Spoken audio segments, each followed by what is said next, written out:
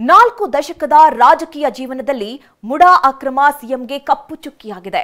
ಆದರೆ ಸಿಎಂ ಸಿದ್ದರಾಮಯ್ಯಗೆ ರಣೋತ್ಸಾಹ ತುಂಬಲು ಕೈಪಾಳೆಯ ಸಜ್ಜಾಗಿದೆ. ಹಾಸನದಲ್ಲಿ ಡಿಸೆಂಬರ್ 5ರಂದು ಸ್ವಾಭಿಮಾನಿ ಸಮಾವೇಶ ಹಮ್ಮಿಕೊಳ್ಳಲಾಗಿದ್ದು, ಇದಕ್ಕಾಗಿ ಭರದ ಸಿದ್ಧತೆ ನಡೀತಾ ಇದೆ.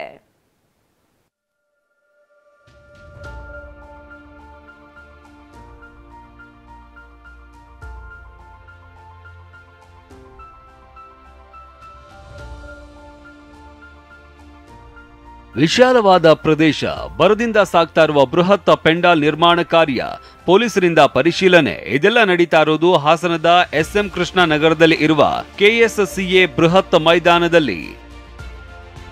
ಹಾಸನದಲ್ಲಿ ಡಿಸೆಂಬರ್ 5ಕ್ಕೆ ಸಿಎಂ ಸ್ವಾಭಿಮಾನಿ ಸಮಾವೇಶ.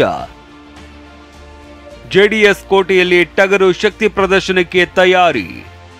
ವಾಲ್ಮೀಕಿ ನಿಗಮ ಹಗರಣ, ಮೂಡ ಅಕ್ರಮ, ಗ್ಯಾರಂಟಿಯಿಂದ ಅನುದಾನ ಕೊರತೆ ಆರೋಪ, ಬಿಪಿಎಲ್ ಕಾರ್ಡ್ ರದ್ದು ಗೊಂದಲ, ಈ ಎಲ್ಲಾ ಸಾಲು ವಿಚಾರಗಳಿಂದ ಸರ್ಕಾರ ಮುಜುಗರಕ್ಕೆ ಸಿಲುಕಿದೆ. ಇದೆಲ್ಲವನ್ನ ಮೆಟ್ಟಿ ನಿಲ್ಲೋದಕ್ಕೆ ಸ್ವಾಭಿಮಾನಿ ಸಮಾವೇಶಕ್ಕೆ ಸಿಎಂ ಸಿದ್ದರಾಮಯ್ಯ ಸಜ್ಜಾಗಿದ್ದಾರೆ. ದಾವಣಗೆರೆಯಲ್ಲಿ ನಡೆದ ಸಿದ್ದರಾಮೋತ್ಸವ ಮಾದರಿಯಲ್ಲೇ ದೇವೇಗೌಡರ ತವರು ಜೆಡಿಎಸ್ ಭದ್ರಕೋಟೆ ಹಾಸನದಲ್ಲಿ ಡಿಸೆಂಬರ್ 5ರಂದು ಬೃಹತ್ ಸ್ವಾಭಿಮಾನಿ ಸಮಾವೇಶಕ್ಕೆ ಭರದ ತಯಾರಿ ನಡೀತಾ ಇದೆ.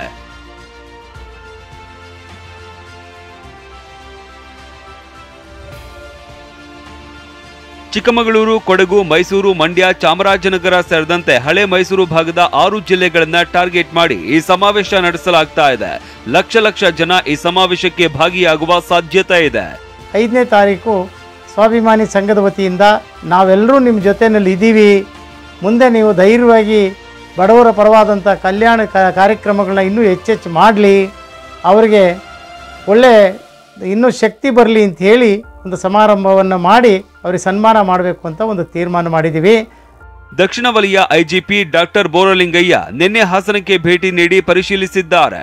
ಹಾಸನ ಎಸ್ಪಿ ಮೊಹಮ್ಮದ್ ಸುಜೇತಾ ಹಾಗೂ ಹಿರಿಯ ಅಧಿಕಾರಿಗಳು ಸಮಾವೇಶ ಸ್ಥಳದಲ್ಲಿ ಭದ್ರತೆ ಪರಿಶೀಲಿಸಿದ್ದಾರೆ.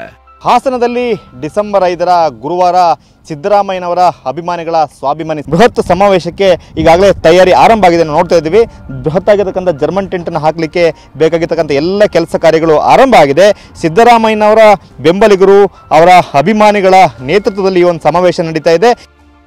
ಒಟ್ಟಾರೆ ಜೆಡಿಎಸ್ ತೊರೆದು ಕಾಂಗ್ರೆಸ್ ಸೇರುವ ಮೊದಲು ಸಿದ್ದರಾಮಯ್ಯ ಹಾಸನದಲ್ಲಿ ಐತಿಹಾಸಿಕ ಅಹಿಂದ ಸಮಾವೇಶ ನಡೆಸಿ ಜೆಡಿಎಸ್ಗೆ ಸೆಡ್ಡು ಹೊಡೆದಿದ್ರು.